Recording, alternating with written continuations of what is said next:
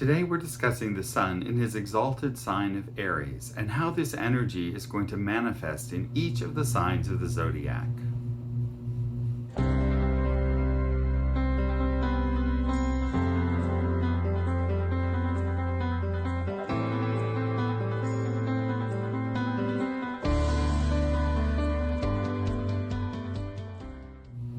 I'm Ram Das Bill Sinclair, and I invite you to like and subscribe to this channel. Sun is going to be in Aries from April 14th until May 13th. And while he's in Aries, he's in his strongest sign, and we say that he is exalted.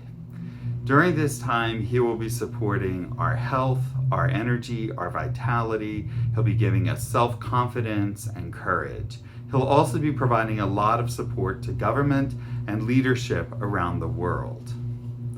So now I'd like to share a part of the video that I made this weekend for the American College of Vedic Astrology, which details how this energy is going to play out in every sign. Okay, so we're up to the sign by sign.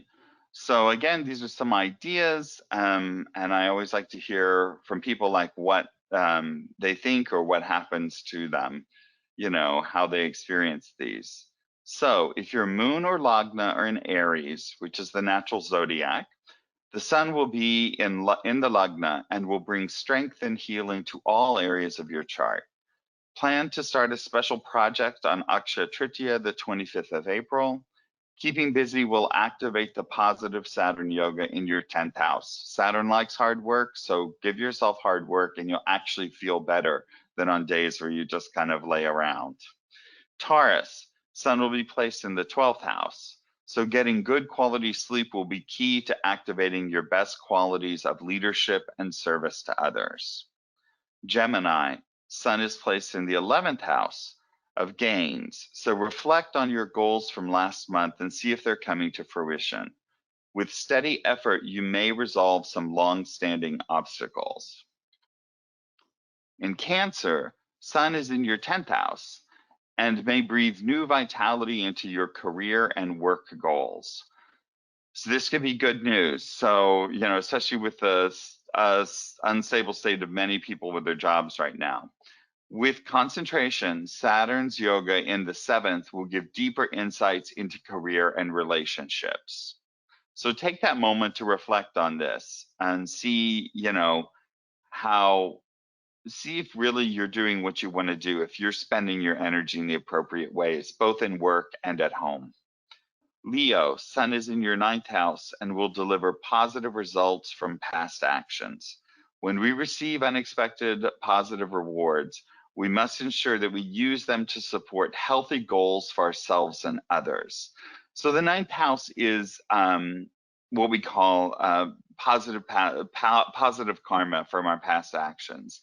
But I, you know, recently was reading and I thought it's very important, like when you get that good reward, when something comes unexpectedly to you, it's yours, but you have to think, how can you use this to help others? Because then you almost get a double hit off of the good karma. And it's really about sharing the positivity with other people. For Virgo, moon and Virgo lagna, sun is in your 8th house. So meditate on using the sun's healing energy to ameliorate any current health issues. Positive actions will yield superior results during this time. So this is a little effort is going to pay big rewards. Because when you think of the power of the sun and his exalted states, it can be like exponential growth. For Libra moons and lagnas, sun will be in your 7th house and can shed light on your relationships. As Saturn is seated in your 4th house of home and happiness, and Venus is in the 8th house of your partner's money, it's a good time to take a thorough self-inventory of the close relationships in your life. Talk to your partners and address issues now before they become more complicated.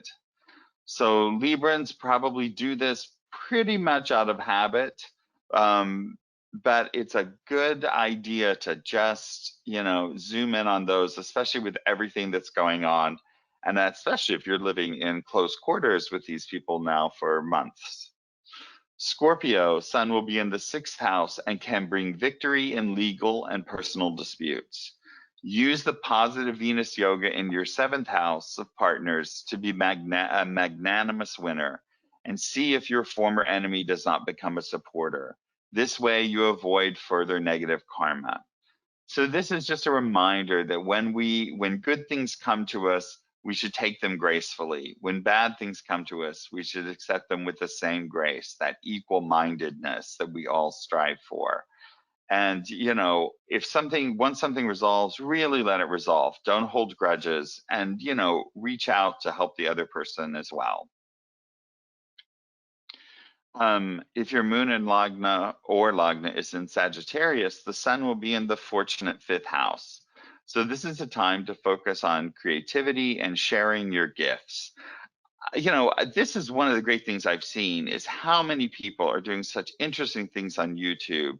They're sharing their painting, their singing, their performance, all kinds of stuff. It's really been great. And I think we'll see more of that in the future. And I mean, you may think about how you could share your talents and gifts with other people just to brighten their day.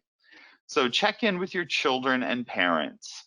On April 24th and 25th, it's especially auspicious. So make a donation or start a new project. Mantra practice will be especially powerful on these days. So take a little time to sit and do your favorite mantras, and you'll really get a lot of return on that investment. For Capricorn, Sun will be in your fourth house of home and happiness.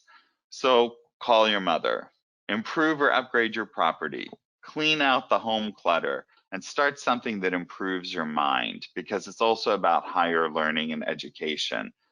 There's a lot of action in Capricorn going on, so make a list of one task per day, and you'll be able to make progress without feeling overwhelmed.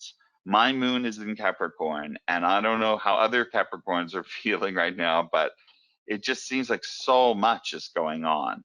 And so I really, recommend just pick one thing and do it and get it out of the way. Otherwise, you just may find yourself being pulled in so many directions. This will get better as Mars moves out into Aquarius. So speaking of Aquarius, Sun will be in your third house. You can use the power of the sun to promote a positive mental outlook. You will have the energy and stamina to do fearless self-reflection and investigation. Starting a journal or a blog will be a good way to process your thoughts and feelings. Take time to connect with siblings. So again, I'm going to talk a little bit about fearless self-reflection. This is, once Mars moves in there especially, the strength of Mars is to be able to look at ourselves with love and compassion, and to see where we can improve in a gentle, steady way. This is not about self-blaming or shaming or anything like that. It's really taking your most loving look at yourself and seeing where you're being held back and seeing how you can alleviate those obstacles. Pisces, the sun will be in your second house and may bring positive financial rewards. If there is conflict in the family, take a positive role in helping bring people together without taking sides. Love each party for who they are, and the issues may resolve. I mean, this is really the core of all dynamics we talk about in psychotherapy. It's when you can just accept the person for who they are and without expectation, then you are doing your part to resolve your half of the issue. We can't fix anyone else. We can only change ourselves. And so if we change our perception, it actually changes the relationship. If you would like to learn more about Sun in Aries, I will provide the link in the notes below so you can watch the whole webinar. In the meantime, I hope you will stay home, stay healthy, and every day connect to your inner light as well as to the solar light that surrounds all of us. Namaste.